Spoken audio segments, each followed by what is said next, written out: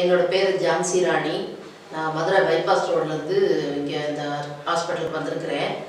ஒரு 10 நாளைக்கு முன்னாடி ஒரு வாரமாக ரொம்ப கால் வலியில் அவஸ்தைப்பட்டேன். நடக்க முடியல, நிற்க முடியல, ஒரு வேலையும் எதுவும் செய்ய முடியாமல் ரொம்ப சிரமப்பட்டேன். அதுக்கப்புறம் நான் ஏற்கனவே இங்கே பத்மநாராயணன்ற ஒரு ஃபார்மசிஸ்ட் என்னோட சன்னின்ல தான் அவர் மூலமாக நான் ஏற்கனவே ஒரு 2 இயர்ஸாக சின்ன சின்ன கால் வலி பிரச்சனைகளுக்காக ட்ரீட்மெண்ட்டு டேப்லெட்ஸும் நான் எடுத்துகிட்டு இருந்தேன். அதெல்லாம் எனக்கு நல்ல க்யூர் ஆனதுனால இது ரொம்ப வலி அதிகமானால வேறு வழி இல்லைன்னு சொல்லிட்டு கேட்டு அட்மிஷனுக்காக பண்ணியாச்சு. அப்புறம் எம்ஆர்ஐ ஸ்கேன் எடுக்க சொன்னாங்க. அதில் பார்க்கும்போது தான் தெரிஞ்சது இடுப்பு எலும்பில் அந்த செர்விக்கலில் ஒரு நரம்பு அழுத்திட்டு இருந்ததுன்னு சொன்னாங்க. அதுக்கப்புறம் அந்த நரம்பு வலி இப்படி ஷாக் அடிக்கிற மாதிரி ஒரு மாதிரி வலி வந்தது. நைட்டெல்லாம் தூக்கம் இல்லாமல் ரொம்ப சிரமப்பட்டேன்.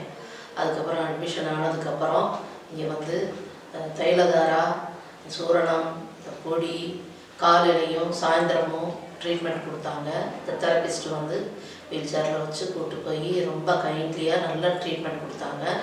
இன்றைக்கி கூட 10 நாள் ஆகுது. ஓரளவுக்கு நான் நல்லா பெட்டராகவே ஃபீல் பண்ணுறேன். முந்திருந்த அந்த ரொம்ப தாங்க முடியாத வலி குறைஞ்சிருச்சு. அப்புறம் அந்த மற்ற ஊழியர்கள், ஸ்டாஃப் நர்ஸஸ்ஸு, அப்புறம் ஹவுஸ் கீப்பிங் எல்லாமே நல்லா இருந்தது. ரொம்பவே நல்ல மனசு திருப்தியாகவே இருந்தது. ஃபுட்டு கூட பரவாயில்ல, ஓரளவுக்கு நல்லா இருந்தது.